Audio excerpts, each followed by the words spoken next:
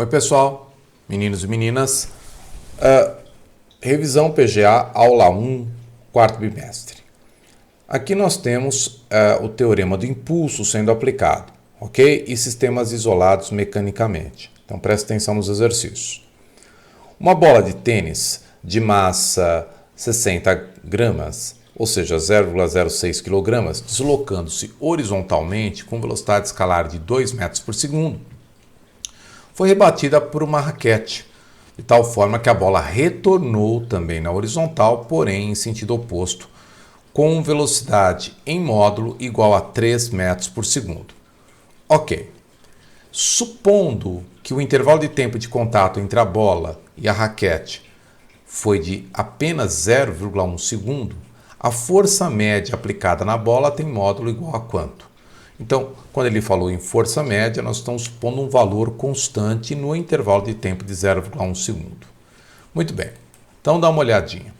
A bola vem com uma certa quantidade de movimento. Quantidade de movimento é uma grandeza vetorial que tem a direção e sentido da velocidade, ok?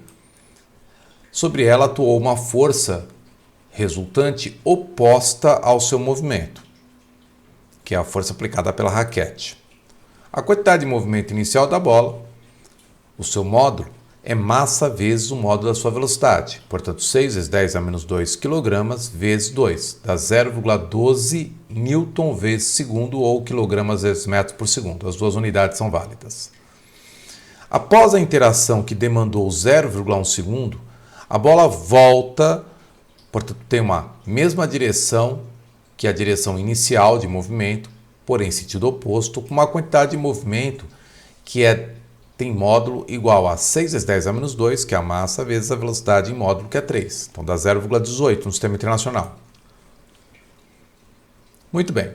Então o que diz o teorema de impulso? Que o impulso de uma força constante é o produto do módulo dessa força vezes o tempo que ela agiu. No caso, a força é a força resultante, não é a força aplicada pela raquete. E isso é igual à subtração das quantidades de movimento, a variação da quantidade de movimento do sistema mecânico, no caso a bola. Isso é uma subtração de vetores, não é? Então, temos que lembrar da regra prática para subtrair vetores. Quando eu quero subtrair dois vetores, no caso Q final e Q0, Q inicial, eu coloco a origem dos vetores no mesmo ponto, ok? E ligo as extremidades, de tal forma que a extremidade do vetor subtração, no caso ΔQ, coincide com a extremidade do vetor que eu estou subtraindo, quantidade de movimento final. Então, o comprimento desse vetor ΔQ é o módulo da subtração vetorial. Então, o comprimento ΔQ é o comprimento de Q mais o comprimento de Q0, ou seja, a soma dos módulos. Então dá 0,12 mais 0,18 dá 0,3. Como a força é constante, força vezes o tempo que agiu é igual a ΔQ. Força que nós queremos calcular vezes 0,1 segundo é igual à variação da quantidade de movimento, que é 0,3. Então a força 0,3 dividido por 0,1 newtons dá 3 newtons, resposta A. Questão 2. Olha só. Agora, você tem uma bola de futebol que deslocava-se em linha reta, não é? Sobre um gramado com a velocidade em módulo de 2 metros por segundo. E em um determinado momento, um jogador chutou-a de modo a aumentar sua velocidade sem modificar sua direção e sentido. Ou seja, chutou, aplicou uma força na bola na mesma direção e sentido inicial de seu movimento. Ocorre que o valor dessa força varia com o tempo em que ela foi aplicada. Muito bem, sabendo que a massa da bola é 0,5 kg, é possível deduzir que a velocidade que a bola adquiriu após o chute tem módulo igual a quanto? Então vamos lá. Primeiro passo, dá uma olhada. O impulso sobre a bola variou a sua quantidade de movimento. O impulso, nesse caso, é numericamente igual à área sob esse gráfico apresentado. Subtração dos vetores, regra prática, coloca origem com origem e liga as extremidades. Tudo bem? Então, nesse caso, ΔQ é o módulo do Q final menos o módulo do Q inicial. Então, vamos calcular a área. Ali já estava, né, que a área de um triângulo, a base do triângulo é 0,2. e a altura do triângulo é 10. Então ficamos assim. Área é igual a mv final, quantidade de movimento final, menos mv inicial. E fica desse jeito porque nós estamos subtraindo dois vetores que têm mesma direção e sentido. Cuidado. Cada caso é um caso. Tá? Então, a área vai ser base vezes a altura por 2. Isso é igual, coloquei a massa em evidência, 0,5 vezes a velocidade final, menos a velocidade inicial, que é 2. Então, 0,2 dividido por 2, 0,1. 0,1 vezes 10, 1. Igual a 0,5 vezes V menos 2. Então, V menos 2 é igual a 1 dividido por 0,5, que dá 2. Então, a velocidade em módulo, né, após o chute, é de 4 metros por segundo. Alternativa correta, D de dado. Uma boa questão. Exercício 3. Aí nós já estamos entrando no sistema isolado mecanicamente. O que é isso? É todo aquele formado, não é, por uma ou mais partículas, geralmente duas, não é, de tal forma que a resultante das forças externas sobre esse sistema seja zero. Então, se isso for verdade, a soma da quantidade de movimento do sistema, né, dos elementos do sistema, permanece constante. Tudo bem? Então, suponha que numa partida de futebol americano, os dois jogadores que aparecem em primeiro plano na figura sofram uma colisão inelástica frontal. Nesse caso, considerando o sistema formado pelos dois atletas isolado mecanicamente, pode-se concluir que os jogadores ficarão parados no ponto de colisão se tiverem... Muito bem. Vamos ver. Então, estão lá os dois jogadores, cada qual com a sua quantidade de movimento. A quantidade de movimento inicial do sistema é a soma desses vetores. Nós queremos que a quantidade de movimento final do sistema seja zero. Conclusão. A soma desses dois vetores antes do impacto tem que ser igual à soma dos vetores quantidade de movimento após o impacto. Como ele quer que seja zero, então a soma desses dois vetores inicialmente tem que ser zero. Então QAI mais QBI igual a zero. Qual é a condição para que a soma de dois vetores seja nula? Pela regra, não é, de soma de vetores, é necessário que eles tenham mesma direção, sentidos opostos e mesma intensidade. Então isso só vai acontecer se a quantidade de movimento de A inicialmente for igual à quantidade de movimento de B. Mas lembre-se que a quantidade de movimento é o produto da massa pela velocidade. Então, para que ocorra uma igualdade entre as quantidades de movimentos iniciais dos dois atletas, é necessário que a massa vezes a velocidade inicial de A, em módulo, seja igual à massa de B vezes a velocidade inicial de B. Então, olha só. Se as massas forem iguais, então certamente as velocidades têm que ser iguais. Tá certo? Então, resposta C. Cuidado. O produto massa vezes velocidade do atleta A, antes da colisão, tem que ser igual ao produto da massa vezes a velocidade do atleta B, não é? Antes da colisão. Próxima questão. Uma questão muito famosa, a questão do canhão. Então, você tem um canhão cuja massa é 200 kg, ok? Encontra-se sobre uma plataforma em repouso. Muito bem. Num dado instante, o canhão dispara uma bala horizontalmente, com 4 kg. Ok? E a velocidade da bala é 50 metros por segundo. Devido ao disparo, o canhão recua com uma velocidade igual a quanto? Muito bem. Então vamos lá. Trata-se de um sistema isolado mecanicamente. Ok? Então, canhão empurra a bala, barra empurra o canhão. Como essas forças são internas, a quantidade de movimento do sistema permanece constante. E qual é a quantidade de movimento do sistema inicialmente? É zero. Então, disparou, ok? Nós temos quantidade de movimento inicial igual a zero e após o disparo, por ação e reação, tanto canhão como bala adquirem quantidade de movimento. A soma desses dois vetores, Q bala e Q canhão, tem que ser zero, porque a quantidade de movimento inicial era zero. Para que a soma de dois vetores seja zero, novamente, eles têm que ter a mesma direção, sentidos opostos e mesma intensidade. Então, a quantidade de movimento adquirida pelo canhão é igual à quantidade de movimento adquirida pela bala. Lembrando que quantidade de movimento é massa vezes velocidade. Então, mv do canhão é igual a mv da bala. Colocando os valores, massa do canhão 200 kg vezes a sua velocidade em módulo é igual a massa da bala 4 vezes a velocidade em módulo da bala 50. Então nós vamos ter que a velocidade do canhão, aliás, 200 dividido por 200. A velocidade do canhão é 1 metro por segundo. Alternativa certa B. Exercício 5. Aqui trata-se de uma colisão muito específica, não é? Entre dois corpos. É uma colisão unidimensional, ou seja, os corpos inicialmente se movem numa mesma direção e pós-impacto permanecem se movendo nessa direção. E ainda por cima é uma colisão perfeitamente inelástica. Ok? Após a colisão, os corpos seguem juntos. Então vamos lá. Duas crianças A e B, ele me dá as massas, 60 e 40, patinam, deslocando-se em linha reta com velocidades escalares de 2 metros por segundo e 1 metro por segundo no mesmo sentido, com A atrás de B. Quando A alcança B, ambas se agarram e passam a se deslocar juntas. E ele quer saber a velocidade escalar igual, né, dos dois corpos. Muito bem, então é essa circunstância, não é? E após a colisão, se movem juntos. Então é uma colisão perfeitamente inelástica, não há restituição após o impacto, não é?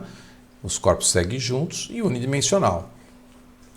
Então, massa de A vezes velocidade escalar de A, mais massa de B vezes a velocidade escalar de B após o impacto. Observe que as velocidades são iguais, porque eles seguem juntos.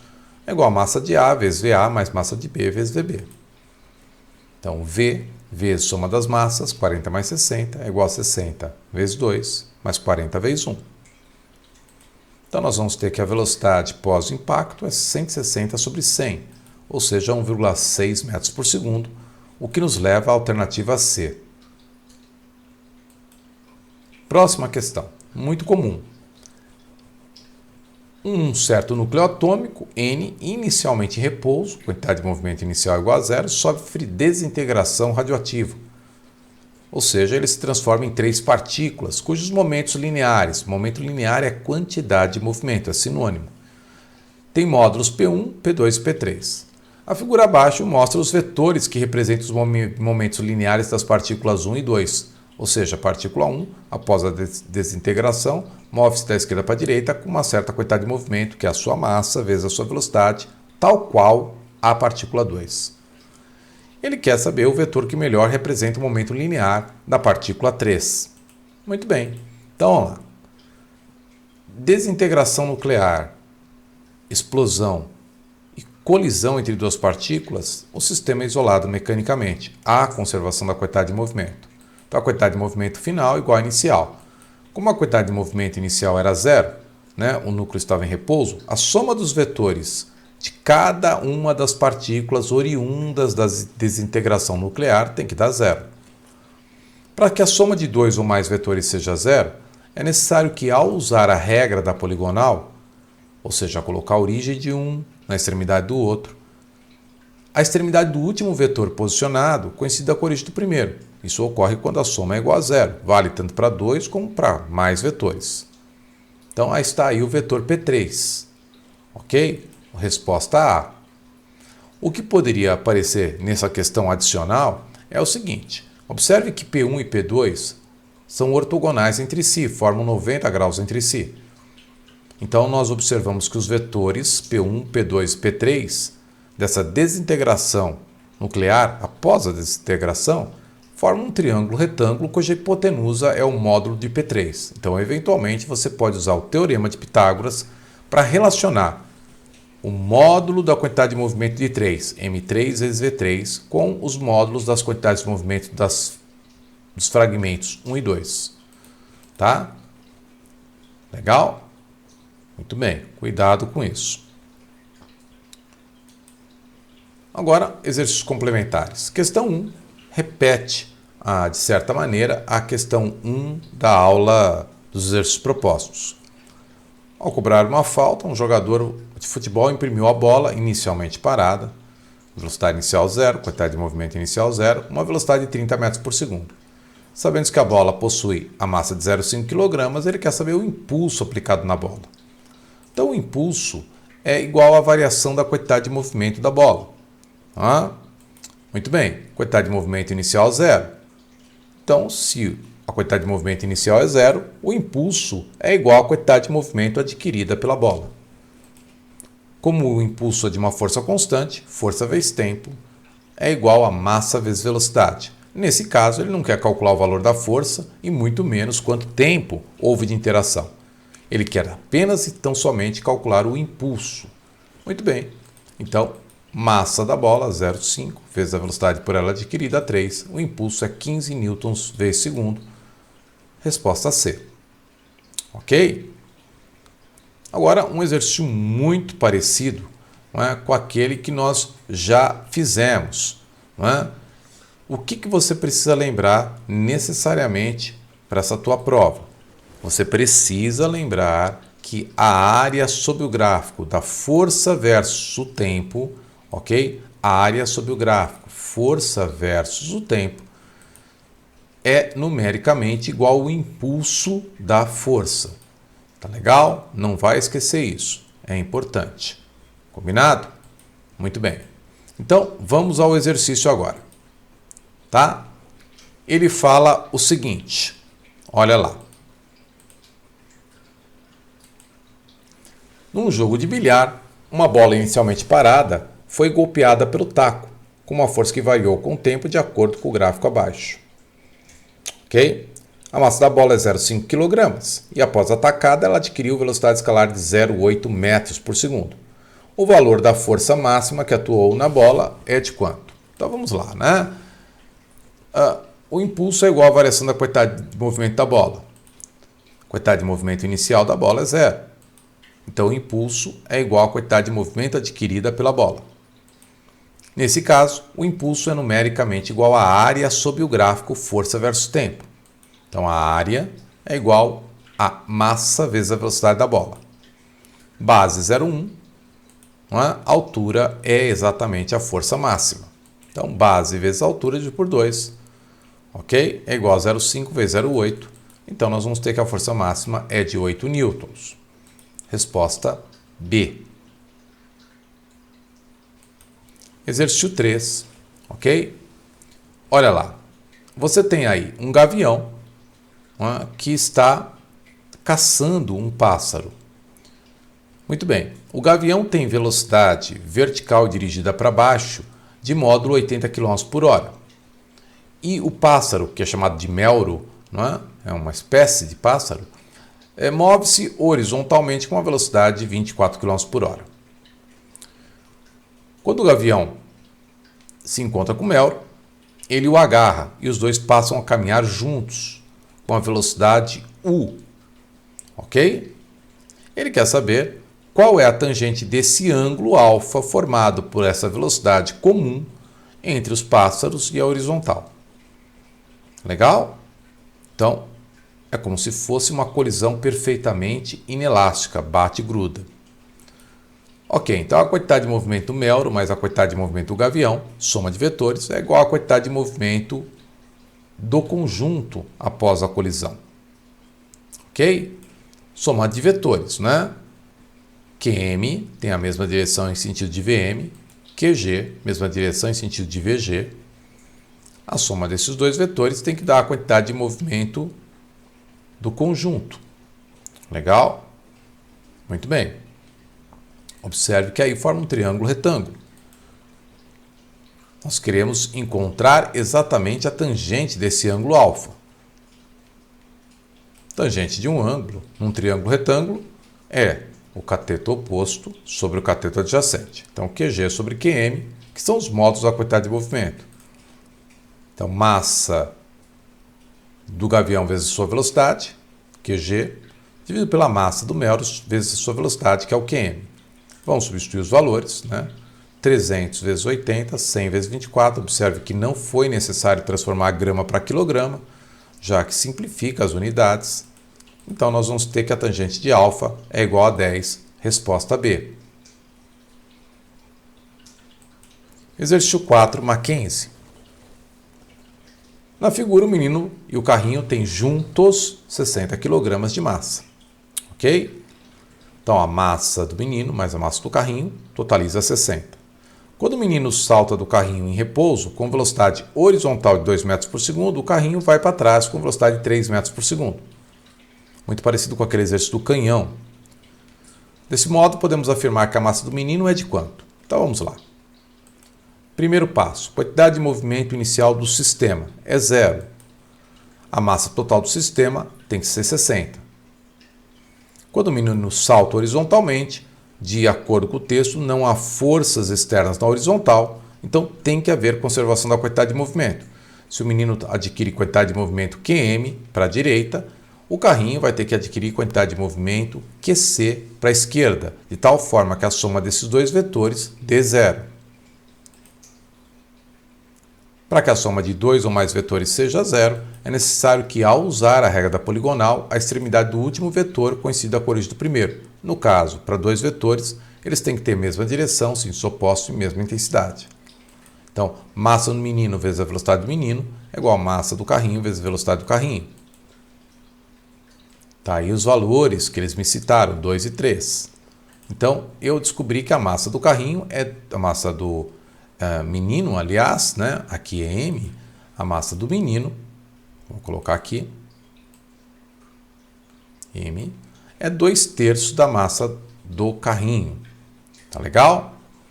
Ok? Aliás, a massa do carrinho é 2/3 da massa do menino. Então, vamos corrigir novamente.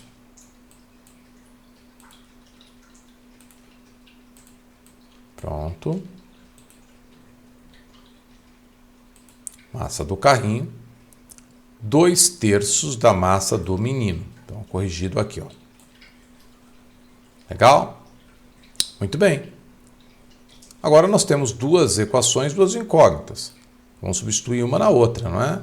Onde eu leio massa do carrinho, eu vou colocar 2/3 da massa do menino. Esta soma dá 5/3. Então, a massa do menino vezes 5/3 é igual a 60. 3 vezes 60, 180. 180 dividido por 5 dá 36 kg, que é a massa do menino. Resposta C. Exercício 5. Também é um exercício de colisão unidimensional. Então, você tem um carrinho de supermercado de massa 10 kg, que vai colidir frontalmente com outro carrinho de massa 50 kg. Só que esse estava inicialmente em repouso. Após a colisão, eles seguem juntos. Então, uma colisão perfeitamente inelástica e também unidimensional. A velocidade com que eles seguem juntos é 0,5. Ele quer saber a velocidade imediatamente antes da colisão. Então, vamos lá? Está aí a situação inicial, está lá a situação final. Então, soma das massas vezes a velocidade comum é igual a massa de A vezes a velocidade escalar de A antes da colisão. Então, 10 mais 5 vezes meio é igual a 10 vezes a velocidade de A. A velocidade de A é igual a 3 metros por segundo, o que nos leva à alternativa E. Refaça as questões, ok? E boa prova. Tchau, tchau.